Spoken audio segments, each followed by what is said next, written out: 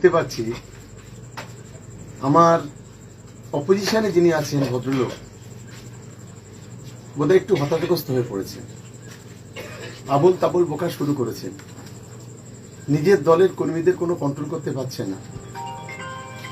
নিজের দলের কর্মীরা গিয়ে হিন্দু গ্রামে গিয়ে, বিশেষ করে আমাদের ভোগালী চিলেতলা, সেখানে টোটালি আমাদের হিন্দু মা বোনেরা ভাই বোনেরা বসবাস করে। সেখানে আইএসএফ এর এক নেতা, যেটাই নওশাদ সিদ্দিকীর সবচাইতে প্রিয় কাছের লোক, ওহিদুল ইসলাম, সেখানে গিয়ে বলছেন যে হিন্দু গ্রামগুলোকে শ্মশানে পরিণত করব। নওশাদ সিদ্দিকীকে গোলায় গামছা দিয়ে ক্ষমা চাওয়া উচিত। আর আমি তো চ্যালেঞ্জ করছি, আইএসএফ এর যত খুনি সমাজ বিরোধী নেতা আছে, ভাঙড়ে কোনো হিন্দু ভাই বোনেদের শ্মশান বানাতো দূরের কথা, ওখানে একটা কুটির আঁচড় দিয়ে দেখুক, তারপরে বুঝবে খেলা। কারণ আমরা হিন্দু মুসলমান ভাই ভাই, আমরা একসঙ্গে বড় হয়েছি, একসঙ্গে খেলাধুলা করি, একসঙ্গে ওঠা বসা করি, আমরা পূজাতেও আছি, আমরা মিলাদে আছি, আমরা জলসাতে আছি, আমরা সব ক্ষেত্রে আছি। কই নওশাদ সিদ্দিকী তো একবার তার সম্পর্কে একটা কথা উচ্চারণ করলেন না,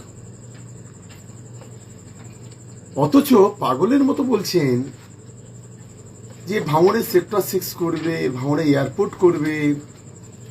আমি অন ক্যামেরা চ্যালেঞ্জ করে বলছি, যদি হিম্মত থাকে, বুকের পাটা থাকে, যদি কথার কোনো বাস্তবতা থাকে, তো একটা ছোট্ট 1% কোনো তথ্য, কোনো প্রমাণ, সরকারিভাবে কোনো জিও যদি নওশাদ সিদ্দিকী দেখাতে পারে, আমি অন ক্যামেরা বলছি, আমি ভোটে জিতেও আমি রিজাইন করে দেব। পারবে নওশাদ সিদ্দিকী? পারবে না। আসলে মিথ্যে কথা বলতে বলতে এমন জায়গায় উনি পৌঁছে গেছেন যে হিটলারের যে সেক্রেটারি গোয়েবলসকে উনি হার মানিয়ে দিচ্ছেন। ক্ষমতায় আসার এত লোভ, এত এমনকি ইন্টারেস্ট আছে, যার কারণে এত মিথ্যে কথা বলতে হবে। আরে ভাঙড়ের মানুষ রায় দেবে। আমরা তো ভাঙড়ের শান্তিপ্রিয় মানুষ, তারা শান্তিপূর্ণভাবে নির্বাচনটা হোক না, মানুষ যাকে রায় দেবে সে জিতবে।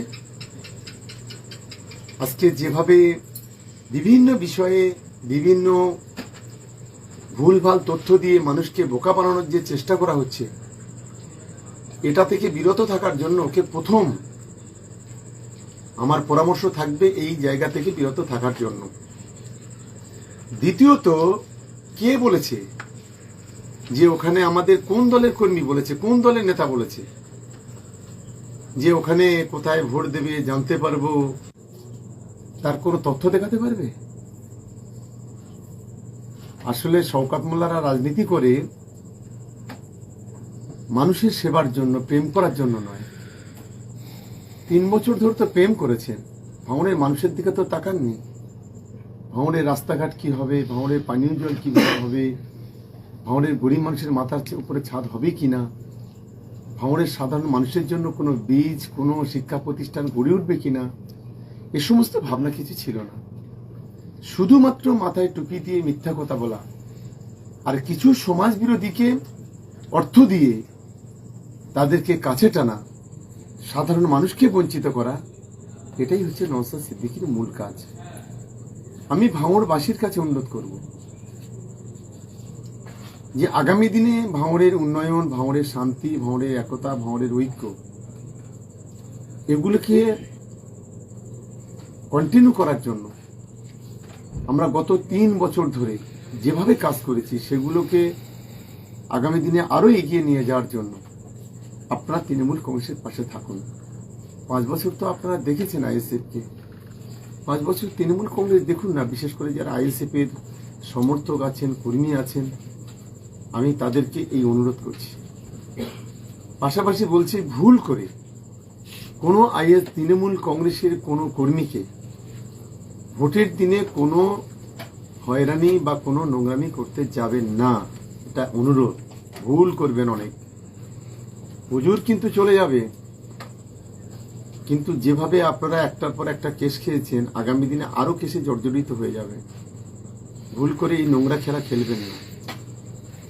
আর আমার মনে হয় তো আপনি যদি রাত্রেবেলা যদি বাড়িতে বাড়িতে গিয়ে দেখা যায়, অধিকাংশ আইএসএফ এর যারা নেতা মাঠে গিয়ে শুয়ে আছে।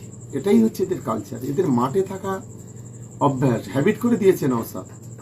নওশাদ এমন কাজ করেছে গত 5 বছরে যে এদের মাঠে শোয়ার সমস্ত একেবারে সার্টিফিকেট তৈরি করে দিয়েছে। বাড়িতে থাকার কোনো কায়দা নেই। ফলে আমি সবার কাছে অনুরোধ করব, আমাদের দলেও যারা কর্মী সমর্থক আছে তাদের কাছে অনুরোধ করব যে আমরা শান্তিপূর্ণ ভোট চাই। কেউ আইন হাতে তুলে নেবেন না। মানুষ তার গণতান্ত্রিক ভাবে তার ভোট প্রয়োগ করবেন, এটা গণতন্ত্রের উৎসব বলে আমরা মনে করি। দেখা যাক না ভাঙড়ের তৃণমূল কংগ্রেসের জমি কতটা শক্ত, না ওখানে আইএসএফ কতটা শক্ত, নাকি বিজেপির কতটা শক্ত, জমি কতটা শক্ত আছে। আমি আশা করি ভাঙড়বাসী মিথ্যাবাদী, ফেরেববাজ, প্রতারক, মানুষকে বিভ্রান্ত করার যে লোকটি, সেই লোকটি অন্তত আর কিছু হোক আর না হোক, অন্তত আবার নতুন করে মানুষকে যেন বোকা না বানাতে পারে, ভাঙড়কে না বোকা বানাতে পারে, সেই দিকটা সকলকে খেয়াল রাখার জন্য অনুরোধ করব। আপনারা সবাই 29 তারিখ আমাদের গণতন্ত্রের সবচেয়ে বড় উৎসব। আমি ভাঙড়বাসীকে অনুরোধ করব, ক্যানিংবাসীকে অনুরোধ করব, ভাঙড়ের 4 নম্বর বোতাম ঘাসের উপর জোড়া ফুল, বাংলা বাঁচাবে তৃণমূল। আর ক্যানিংয়ে 2 নম্বর বোতাম ঘাসের উপর জোড়া ফুল। আপনারা ভাঙড় এবং ক্যানিং অবশ্যই আপনারা গণতান্ত্রিকভাবে ভোট দেবেন এবং তৃণমূল কংগ্রেসকে জয়ী করে আগামী দিনে অভিষেক বন্দ্যোপাধ্যায়ের যে প্রতিশ্রুতি 50,000 বাড়ি, দিদির প্রতিশ্রুতি, গোটা ভাঙড়ের মানুষ যেটা চাইবে সেইটা দেবে। এই যে গোল্ডেন অপরচুনিটি, সোনার সুযোগ আমাদের সামনে উপস্থিত। আমি ভাঙড়বাসীকে অনুরোধ করব, এই সুযোগটা আপনারা হেলায় হারাবেন না। আগামী দিনে ভাঙড়ের উন্নয়নের দায়িত্ব হচ্ছে আমাদের। আমাদের প্রতি একটাবার ভরসা রাখুন। ক্যানিংয়ে 10 বছর ধরে তিলে তিলে উন্নয়ন করার চেষ্টা করেছি। আগামী 5 বছর আমাদেরকে সুযোগ দিন ভাঙড়ে। আমরা নিশ্চিতভাবে ভাঙড়ের মানুষের কথা ভেবে 5 বছর ধরে ভাঙড়ের মানুষের উন্নয়ন করব, ভাঙড়ের শান্তি ফেরাবো, ভাঙড়টাকে বাংলার 1 নম্বর বিধানসভা হিসেবে তুলে ধরার চেষ্টা করব।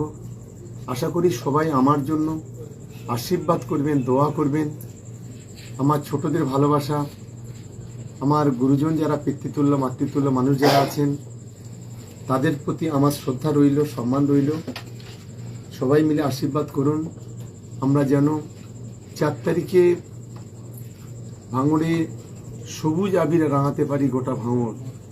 তৃণমূলের পতাকা যেন গর্জে ওঠে ভাঙড়বাসীর কাছে। এই আবেদন আমি সকলের কাছে রাখছি। সবাই ভালো থাকুন, সুস্থ থাকুন।